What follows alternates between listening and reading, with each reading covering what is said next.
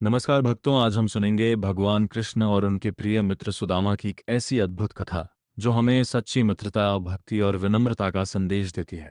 बहुत समय पहले की बात है। एक छोटे से गांव में एक गरीब ब्राह्मण रहता था जिसका नाम सुदामा था।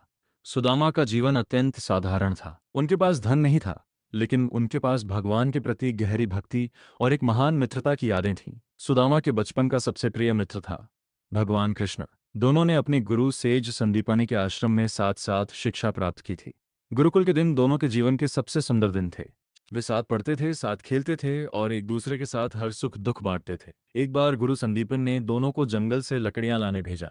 अचानक जंगल में भयंकर तूफान और वर्षा शुरू हो गई। रात हो गई और दोनों मित्र जंगल में ही फंस गए, लेकिन उन्होंने एक दूसरे का साथ नहीं छोड़ा। सुबह जब गुरु संदीपन ने उन्हें खोजा तो वे दोनों भीगे हुए लेकिन मुस्कुराते हुए मिले। गुरु ने उनकी मित्रता देखकर उन्हें आशीर्वाद दिया। समय बीता गया।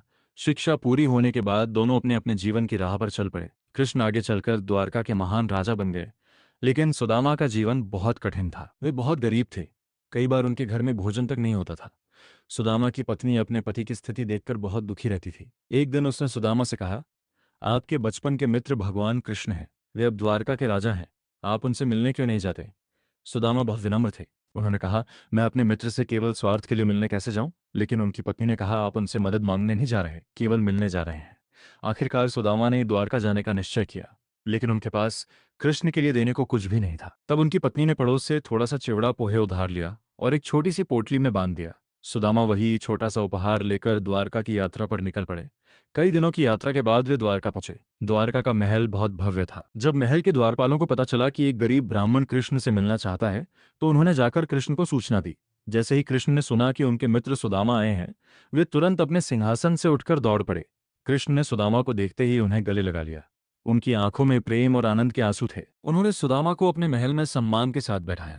कृष्ण ने स्वयं उनके चरण धोए। ये देखकर रानी रुक्मिणी भी आश्चर्यचकित हो गई। कृष्ण अपने मित्र से बड़े प्रेम से बातें करने लगे। उन्होंने पुराने गुरुकुल के दिनों को याद किया। कृष्ण ने मुस्कुराकर पूछा, मित्र, मेरे लिए क्या लाए हो? सुदामा बहुत शर्माने लगे, लेकिन कृष्ण ने स्वयं उनकी पोटली उठा ली। उसमें से चिवड़ा निकालकर वे बड़े प्रेम से खाने लगे।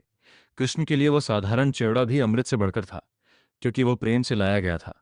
सुदामा कुछ दिनों तक द्वारका में रहे, लेकिन उन्होंने अपनी गरीबी के बारे में कृष्ण से कुछ भी नहीं कहा। फिर वे अपने घर वापस लौटने लगे। सुदामा रास्ते भर सोचते रहे, मैं अपने मित्र से कुछ भी मांग नहीं पाया। लेकिन जब वे अपने गांव पहुंचे तो वे आश्चर्य से भर गए। जहां उनकी छोटी सी झोपड़ी थी, वहां अब एक सुंदर महल खड़ा था। उनकी पत्नी सुंदर वस्त्र और आभूषण पहने खड़ी थी। सुदामा समझ गए कि ये सब भगवान कृष्ण की कृपा है। कृष्ण ने बिना मांगे ही अपने मित्र की गरीबी दूर कर दी। इस कथा से मिलने वाली सीख, सच्ची मित्रता समय और परिस्थितियों से परे होती है। भगवान को धन नहीं, प्रेम और भक्ति प्रिय है। सच्चे हृदय से दिया गया छोटा सा उपहार भी अनमोल होता है। इसलिए भक्त श्रद्धा से कहते हैं, जय श्री कृष्ण, राधे राधे।